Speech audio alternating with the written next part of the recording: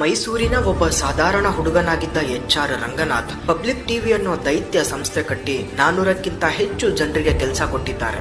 ಒಂದು middle class ಫ್ಯಾಮಿಲಿಯಲ್ಲಿ ಹುಟ್ಟಿದ್ದ ಇವರು ಆರಂಭದಲ್ಲಿ ಹಲವಾರು ಸಮಸ್ಯೆಗಳನ್ನ ಎದುರಿಸಬೇಕಾಗತ್ತೆ. ಪಬ್ಲಿಕ್ ಟಿವಿಯನ್ನ ಶುರು ಮಾಡೋದಕ್ಕಿಂತ ಮುಂಚೆ ಕನ್ನಡಪ್ರಭ ದಿನಪತ್ರಿಕೆಯಲ್ಲಿ ಎಡಿಟರ್ ಇನ್ ಚೀಫ್ ಆಗಿ, ಸುವರ್ಣ ನ್ಯೂಸ್ ಅಲ್ಲಿ ಎಡಿಟೋರಿಯಲ್ ಹೆಡ್ ಆಗಿ ತಮ್ಮದೇ ಆದ ಛಾಪನ್ನ ಮೂಡಿಸಿದ್ರು. ಸಾಮಾನ್ಯವಾಗಿ ನೀವು ಯಾವುದೇ ನ್ಯೂಸ್ ಚಾನೆಲ್ ನ ಒಡೆತನವನ್ನ ನೋಡಿದ್ರೋ ಅದರಲ್ಲಿ ಫಂಡಿಂಗ್ ಯಾವುದಾದ್ರೂ ರಾಜಕೀಯ ವ್ಯಕ್ತಿ ಅಥವಾ ಕಾರ್ಪೊರೇಟ್ ವ್ಯಕ್ತಿಗಳು ಮಾಡಿರ್ತಾರೆ.